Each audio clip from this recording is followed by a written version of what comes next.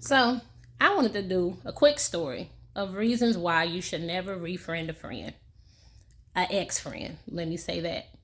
If somebody chooses to walk out of your life, let them go. Don't accept them back in your life.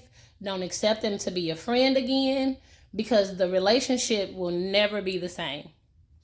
So, I had a friend, what was considered a best friend since middle school, that I decided to introduce to this guy because she was going through a situation and I'm married. So the guy is my friend from I've known prior to being married. So he was getting out of jail. Never talked to him on a relationship level, just as a friend. We've met years prior from me being married. This guy has been in jail for many years and just recently got released. She was looking for a friend. Just so happens she's into men that have done time. So that's not an issue for her. And I knew that. She was aware of the situation. She was aware of him. We linked up. My husband was aware that I was going to introduce her to this guy. So it wasn't like no hidden secrets, none of that. However, when I got there with her, he gave me several compliments about me being pretty, just like he remembered me from years ago. Regular compliments, nothing sexual, nothing out of line, nothing offensive. However, she was offended because he wasn't feeling her. And insecurity started to rise, is what I look at it as. Because she decided to contact my husband and create a narrative as if I used her to go see this guy to cheat, which would never be the case because, first and foremost, who takes somebody to go do dirt? If I was going to ever, which I would never do, cheat on my husband, I'm not taking a witness, especially somebody like this particular friend who tells everybody's business. So, no, would never take her with me, or nobody else for that matter. If that was the case, that's stupid. But she created this narrative. Now, me and my husband have a really good relationship, and he wasn't bothered by it at all. But it was the fact that you've been my best friend since middle school, supposedly, you say. Now, I'm 41 years old. That's a long time. You've known me for several years. Cheating ain't never been my style. If I'm going to be done, I'm going to walk away. My morals I was brought up different. Cheating is not for me. I feel like I've been the other person on that side where I've been cheated on, and I would never choose that lifestyle for nobody else to ever feel those feelings. One thing you don't play with is people's emotions. So that's not something that I would do. And also, my husband is a really good husband. He's one of the rare few good men that's left here in Kansas City, Kansas. So I cherish my marriage. But at the same time, I had a life before marriage. So just because you're married doesn't mean that you have to fit in somebody else's box or bubble.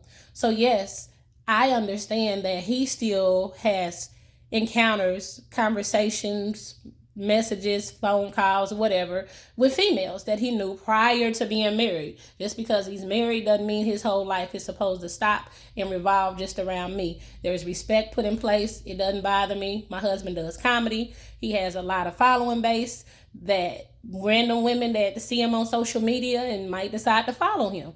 I'm not threatened by it because I'm secure within my position as his wife. Same for him. So now, fast forward, I don't talk to this person for years. Then I decide, she calls me one day and she's sick and in the hospital. And I tell her, like, with my faith being the way that it is, I forgave you a long time ago. So there is no hard feelings. I forgave you because you're not going to block my blessings. I'm trying to get to heaven. I work hard for that. You know, my faith is strong. My religion is strong. My beliefs are strong. So no matter how she did me in that situation, I forgave her. I asked God for my own accountability for whatever I could have did different in that situation to make her feel secure and not have those issues with me. But so when she reached back out to me, we started talking briefly here and there. I talked to my sister and I'm like, something just don't sit right. I feel like the relationship is never going to be the same. It's just not genuine. Things are a little bit off. my sister's a pretty good judge of character. So she was like, well, you feel that way? It's probably the truth. Probably how it really is. But, because of the history, I kept her around, just talked to her periodically. Just, casual conversations, nothing too deep. And so Christmas Day came, and I called her, like, hey, calling to say Merry Christmas. The phone's disconnected. So I'm like, that's interesting. Kind of old. I mean, people fall on hard times. The economy's pretty fucked up right now. But, I'm like, this is interesting. So then I get on Instagram and I see she's posting on Instagram. And so I message her and I'm like, hey, Merry Christmas. I was hitting you up to tell you Merry Christmas. Is your phone off? Message comes across that scene, but she didn't respond. So I'm like, oh, so we cut off again. For whatever reason this time, I don't even know. So I'm like, okay. So I send a message like, okay, judging by the fact that you read the message and didn't respond, I'm assuming that I'm cut off again. I said, you know what? No hard feelings. I respect your decision. Be blessed. But then it didn't quite sit well because now I'm thinking the devil comes to steal, kill, and destroy. What brought you back to my life? What were you hoping to receive or information you were hoping to get? Or what was it that caused you to come back to leave again? Does my very existence itself bother you at this point? Because the conversations we had was very mediocre. Nothing profound, nothing deep. And it's like, but here we are again at a place where you just decide to up and disappear with no excuse, no reasoning, no real concrete information. So I messaged her today and I'm like, it's strange that you came back to leave again, but you constantly push this narrative. You're my best friend. You're my sister. This is why I don't use that term sister lightly. My sister is the one sister that God gave me. And yes, I'm in a sorority, so I have a sisterhood, which is different. But to just be like, play sisters, I don't do that. And this is why, because my real sister, we there till death do us part. We locked in, we fall out, we don't matter. We ain't going nowhere till death do us part. And so I'm asking, like, what was up with that? Like, what made you do that? No response. Then while I'm reading my book, I pray every morning. I go into my room. I go into my prayer closet. And I've been reading the book. My husband gave me this book, Michael Todd. Love Michael Todd. Was reading Crazy Faith. And as soon as I got to a certain page, it was like God tapped me like, that's for you. And what the page said was, sometimes God pushes you out your comfort zone. Sometimes God will tell you to cut off relationships, best friends, to make you uncomfortable so that he can put you in the place where you need to be. I screenshotted that page and told her, never mind, don't even respond. This was God's will. God confirmed that that relationship was removed from your life because it shouldn't have never revisited your life. When she left the first time, she showed you who she was. Let her stay gone. And I'm not making this video to bash her, which is why I'm not saying names. Nobody knows me on TikTok. This is just me expressing my feelings, because what I've noticed by being on TikTok is a lot of times I come across videos and it's like, dang, I needed to hear that in that moment.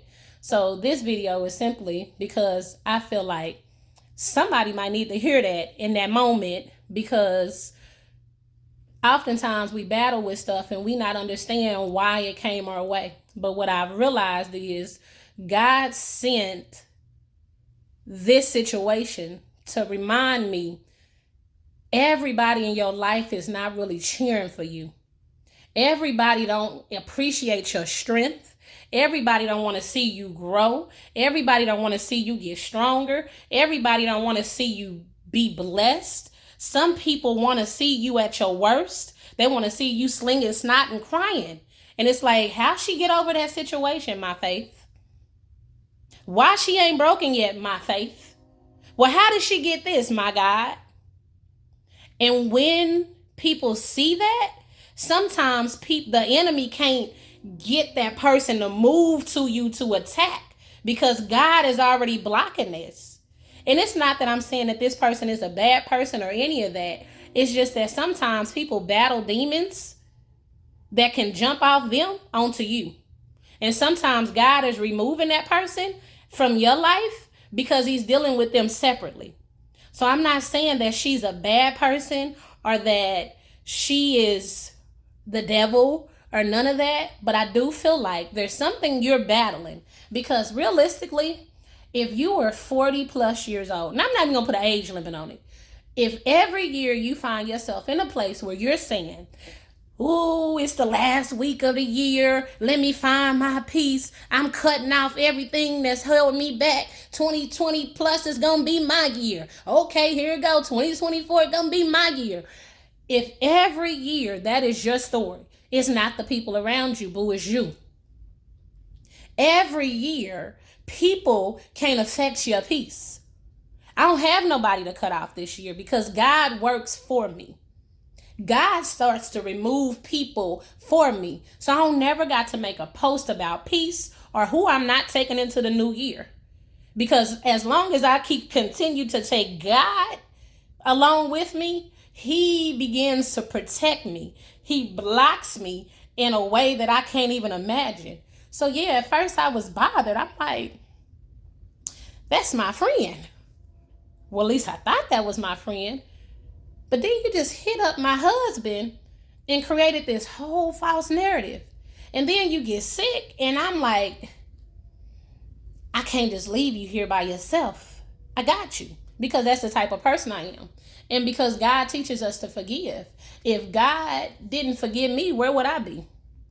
And I know I've made some mistakes. I know I may not have always been the best friend that I could possibly be. I know oftentimes, because I'm a Sagittarius, and sometimes I am brutally honest.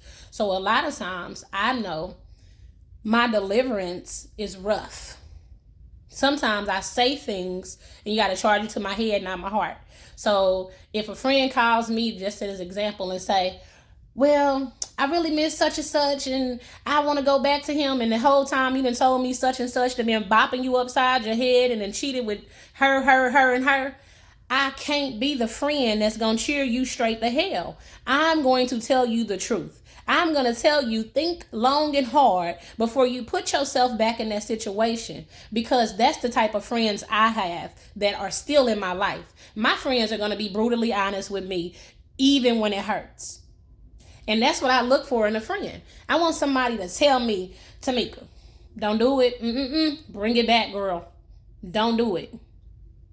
And so I hope this message reaches somebody today, because I know it bothered me.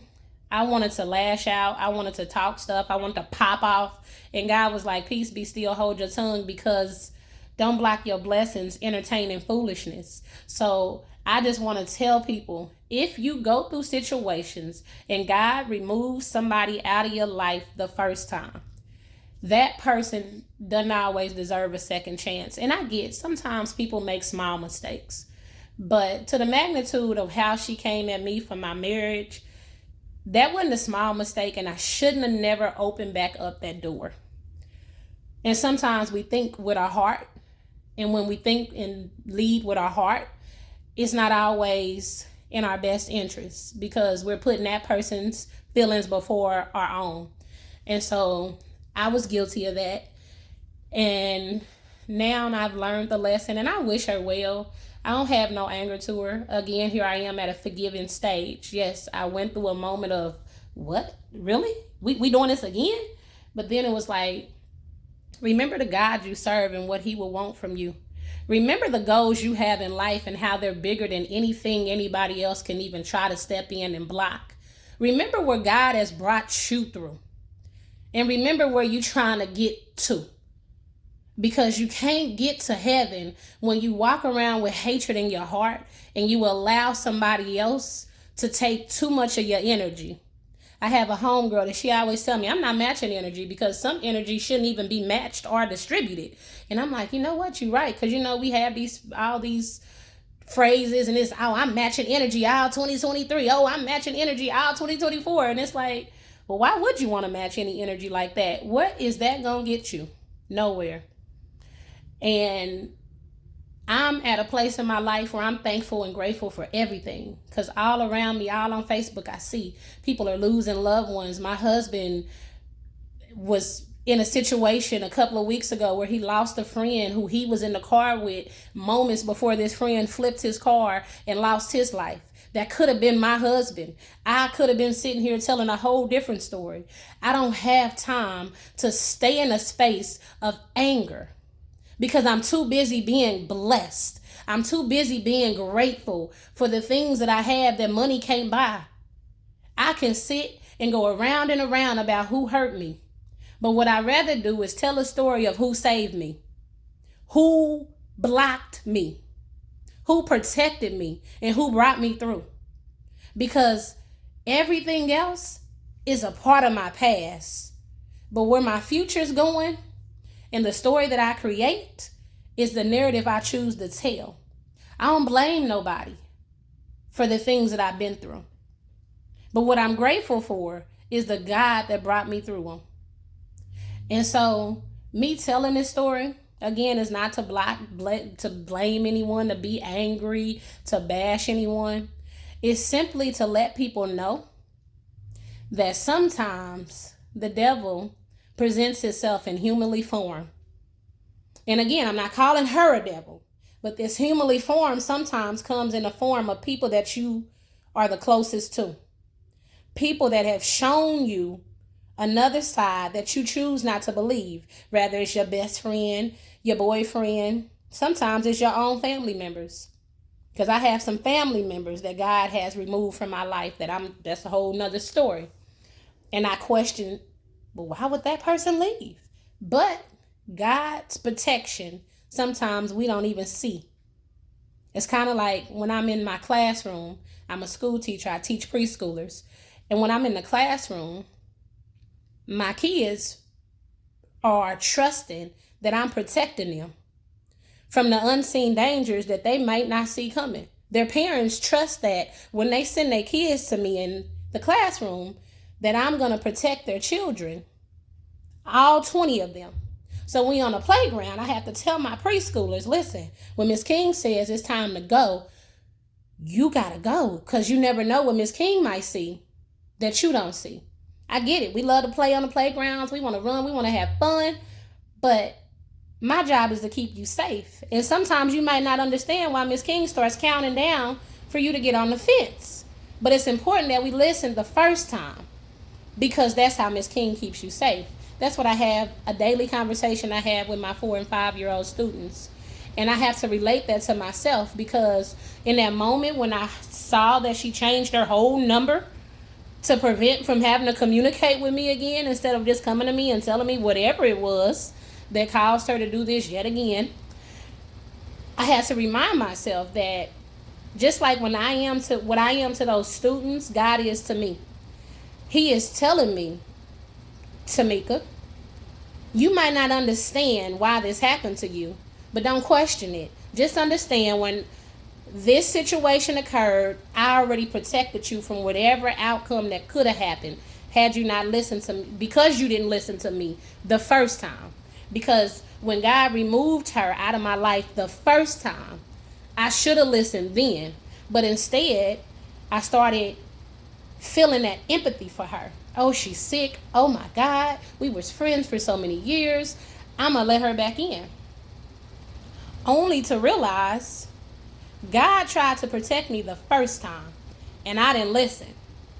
So the second attempt was on me because I wasn't obedient the first time when God said, let that go. And so I'm just telling anyone that might be dealing with that today. Sometimes God removes people out of your life to protect you from things you might not even see coming. So I hope you guys have a great day, and I hope this message touched somebody or somebody can relate to. Leave a comment below if you've tried to refriend a friend and that connection just was never there again.